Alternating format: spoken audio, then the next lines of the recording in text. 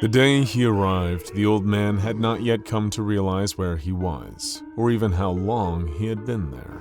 He remembered nothing before waking up in a standard double Hemnes bed, surrounded by unfamiliar walls and an unfamiliar silence. He wasn't even sure what his own name was. He glanced around. The room was too tidy, too staged. Everything matched. White-on-white furniture, bland walls, spotless floors. It looked more like a catalog photo than a place anyone actually lived. Was this his bedroom? His home? There was no character to the space, no vibrance, no color. Everything was the same shade, a drab, sterile white. It was only when he looked beyond the confines of the bedroom that the old man realized the other rooms laid around it. A few feet away was another bedroom, this one with a similar floor plan, but slightly different bed frames and wardrobes, in a matching and equally unappealing beige color. Opposite that was a kitchen, placed far too close to the bedroom to be part of a real functioning home. Slowly, it dawned on him. These weren't actual rooms at all. They were displays, showroom mock-ups designed to sell furniture to browsing customers. That also certainly explained the uniform he suddenly had on. Looking down, the old man realized he had been dressed in a garish yellow polo shirt and blue pants, though he could have sworn he wasn't wearing these when he'd woken up a few minutes prior. The shirt had a name tag pinned to the front, blue plastic, with the word IKEA contained in a yellow oval. Beneath it, it was written, "Hi, my name is," followed by an empty space. The old man racked his brain and tried to recall what should go there. Looking in a mirror, he saw the word Hej written on the back of his polo shirt, but that didn't sound like his name. For some reason, the only thing that came to mind when he tried to remember was a short string of letters and numbers. SCP-343. It didn't sound like a name, but as soon as he thought of it, the letters appeared on the tag, as though written by hand. That must have been right then. Why else would those letters and numbers be on their name tag? Assuming SCP-343 was who he had always been, given that he couldn't recall anything prior to waking up in this IKEA, the old man came to another conclusion. He must have always been here, too. He was wearing the uniform. The rooms were clearly displays, not homes. This was a flat-pack furniture outlet, and he was, evidently, an employee. The more he tried to come to grips with his surroundings, the more it felt like he'd been working there his whole life. Maybe he lived there. He resigned himself to his apparent job. Despite there not being any manager or team supervisor around to tell him what needed doing, it didn't take long for him to find a task to complete. While perusing the seemingly endless aisles of the enormous IKEA, SCP-343 came across what looked like a vandalized display. Several Klepstad wardrobes had been dismantled, with most of their parts missing, save for a few spare screws and Allen keys that were left strewn about the floor. Nearby, more flat-pack Klepstads had been taken out of their packaging, with a handful of remaining panels scattered around. It looked to be the work of shoplifters, thought SCP-343, an issue he would raise with management as soon as he found any of them. Taking the initiative to clear up the display, SCP-343 casually waved his hands, summoning replacement Klepstads in the blink of an eye. That was odd. He noticed he could simply change reality with a flick of the wrist, but he couldn't remember how or why he was able to. He reasoned that must just be the way things are. If anything, being able to alter reality to rebuild wardrobes and restock shelves was certainly quite the applicable skill to have on his resume. It certainly seemed to explain how he got this job in the first place. So, with renewed optimism, SCP-343 started looking for other things to do around the store. Any semblance of that newfound optimism would quickly dissipate, however. As soon as SCP-343 realized that he'd be trapped working in retail for all eternity, and he hadn't even met his coworkers yet. That would come later, the first encounter taking place on the same day he awoke in his new place of employment. SCP-343 had been replenishing racks of Namaro outdoor tables and chairs when the fluorescent lights overhead suddenly blinked off. Thinking it was just a simple malfunction, SCP-343 clicked his fingers, causing all the lights in the store to switch back on. Only for a second though, as they quickly switched themselves off again. No matter how many times SCP-343 tried to correct the fault, the lights persisted and eventually won out. Despite having seen no customers all day, SCP-343 suspected the flickering lights might be the work of vandals, shoplifters, or perhaps an overzealous janitor. So the old man set off in search of a maintenance room. He passed row after row of neatly stacked flat packs, the box furniture rising like silent monoliths around him. Then he heard it. Voices.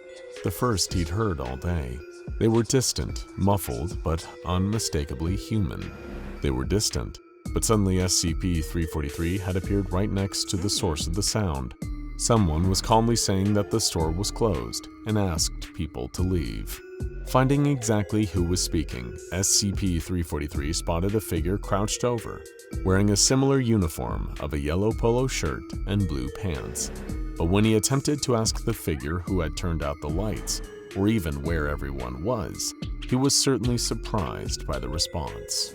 The figure, no creature, drew itself to its full height, towering at what must have been 7 feet tall.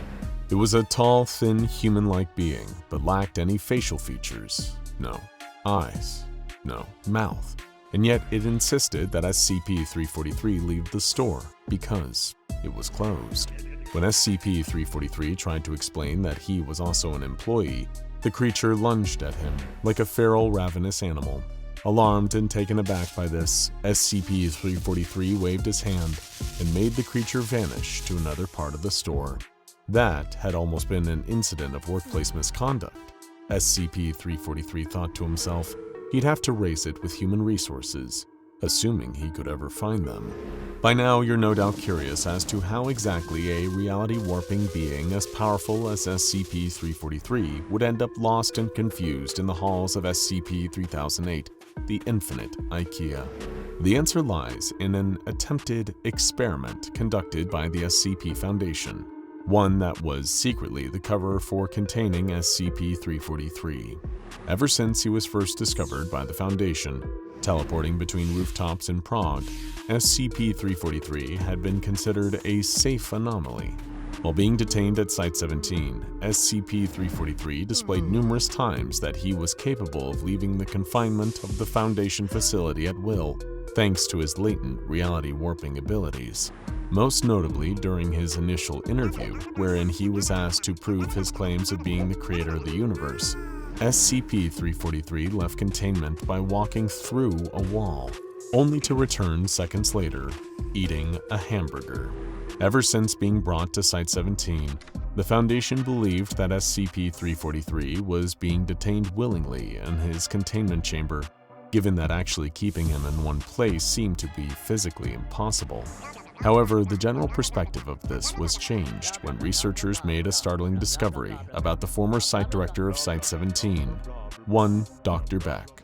There existed zero record or mention of a Dr. Beck anywhere in the Foundation's personnel records, though was definitely a member of the SCP Foundation and had been assigned to SCP-343 shortly after the entity was discovered.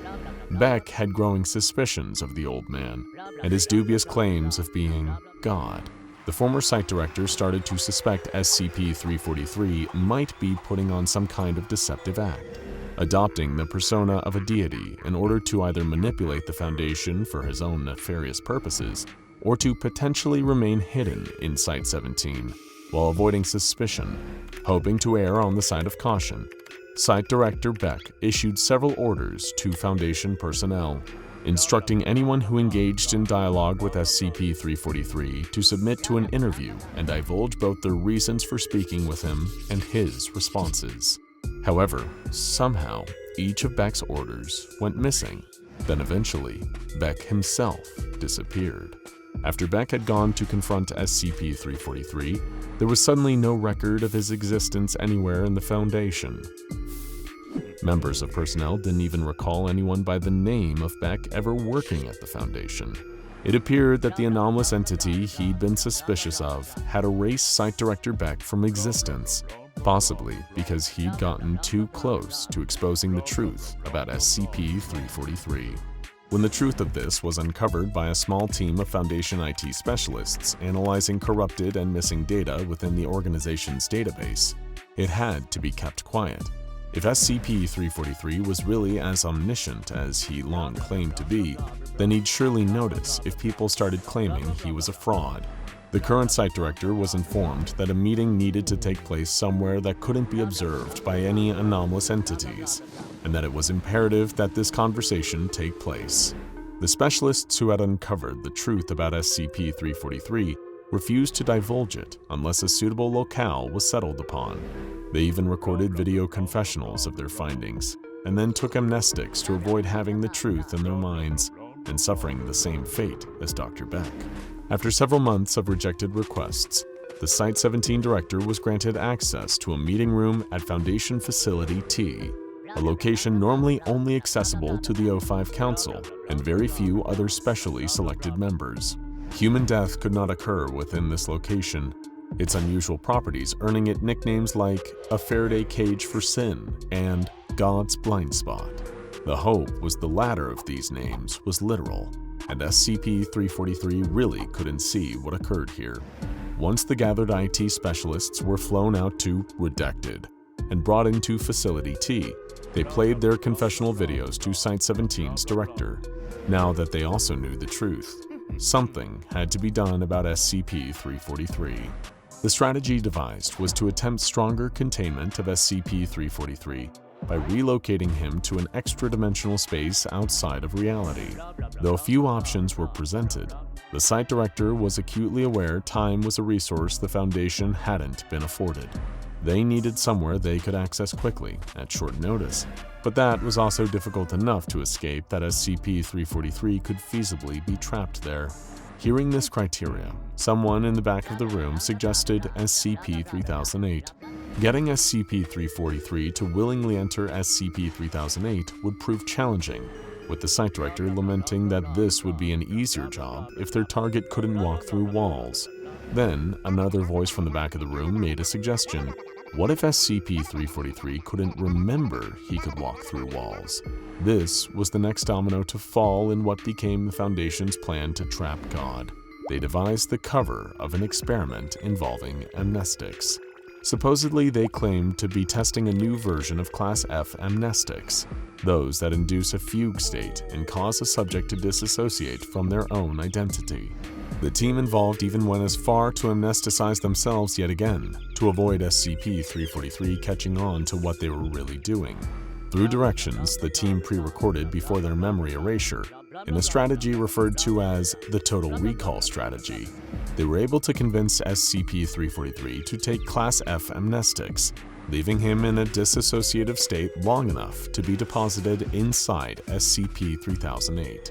Back within the limited confines of the Infinite Ikea, SCP-343 had spent what felt like months traversing the aisles of unending flat packs in search of management. Each time the night cycle of SCP-3008 took effect, waves of SCP-3008-2 would emerge from the store's depths, insisting that SCP-343 needed to leave. It rarely took him more than a flick of his wrist to banish the other employees, but dealing with the odd scattered one was different to running into a whole pack. It was almost like SCP-3008-2s had learned to anticipate where SCP-343 would be.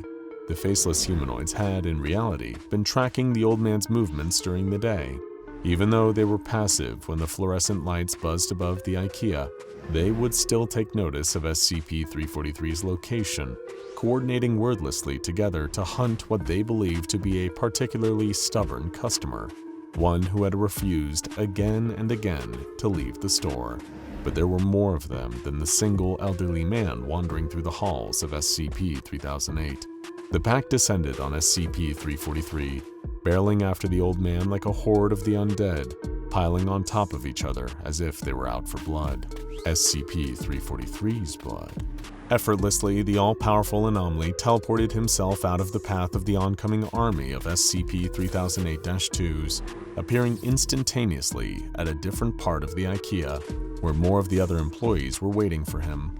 Leaping from the high shelves, emerging from behind boxes containing flat-pack Hemnes, Trisil, and hurdles, a gang of SCP-3008-2s jumped at SCP-343. They grabbed at him with their elongated limbs, clawing at him in a combined effort to attack before SCP-343 was able to react. They piled on top of him like a ravenous pack of wild animals that would have been growling if they weren't all ominously repeating the same phrase. The store was closed. Please leave. Then, in an instant, the employees were gone. A deafening splat filled the aisles as hundreds of Swedish meatballs rained down, scattering across the tiles and rolling out of sight beneath the shelves. SCP-343 rose to his feet in the middle of the carnage, a silent, steaming tsunami of meatballs spreading out in all directions. SCP-343 sighed when he looked at the mess that he'd created. He'd have to clean that up. Teleporting away, the old man reappeared in the same spot a moment later with a mop in his hand and got to work. It is unknown exactly how much time SCP-343 would spend inside SCP-3008. From the Foundation's perspective outside, several years had passed without any reemergence of SCP-343, though they were hesitant to consider him fully contained. Unbeknownst to them, however, was anything that was occurring within the Infinite Ikea. There was no way of directly observing the environment inside, without risking the loss of personnel who might enter, never to return. And inside was so vast that it was impossible to track activity across all of its sectors, even through the use of unmanned surveillance drones. In effect, SCP-343 had been thrown into the Infinite Ikea and just left to fend for himself. Some at the Foundation started calling what had been done to SCP-343 the out-of-sight, out-of-mind procedure. There were even rumors that the Foundation was considering the containment potential of SCP-3008 for other high-risk anomalies. Inside, SCP-343 still had yet to encounter the Human Resource Department, or any other senior IKEA staff members, despite his best efforts to locate them. Willing himself to appear at the location of someone in authority would only cause him to teleport to the nearest group of SCP-3008-2s. By this point, SCP-343 had begun to keep a log of his many grievances on IKEA-branded notebooks that would hover around beside him, with a floating IKEA-branded pen that would jot down the time of SCP-343's every encounter with the other employees. This continued until during one of the night cycles, SCP-343 noticed a flickering in the distance. A fire. Someone had set fire in the store. In a rush to douse the flames, SCP-343 caused a rain cloud to form overhead, and as it began to pour, the distant fire's glow began to disappear, but with it came yells of surprise. Moving closer to investigate, SCP-343 teleported to the source of the sound, only to find himself in a town. There was a massive wall built from shelving units, beds, tables, and anything else that could be found, and within its boundaries were people, living and sleeping, human beings, and not the monstrous employees from elsewhere in the IKEA. Above, a sign hung from the ceiling that read, "Customer Service." As SCP-343 appeared in the town, met by startled gasps and stares from the townsfolk, the old man breathed a sigh of relief. He'd found the management he'd been looking for, or at least thought he had. It didn't take long for the people of the township of Customer Service to explain exactly what was going on. Like many others in similar settlements scattered all over the IKEA, these were ordinary people who'd gotten lost and ended up trapped in SCP-3008. SCP-343 was confused by this. Thanks to the amnestics, he couldn't even perceive a world outside the Infinite Ikea, or remember a time when he wasn't here. But this would lead him down a dangerous trail of thought.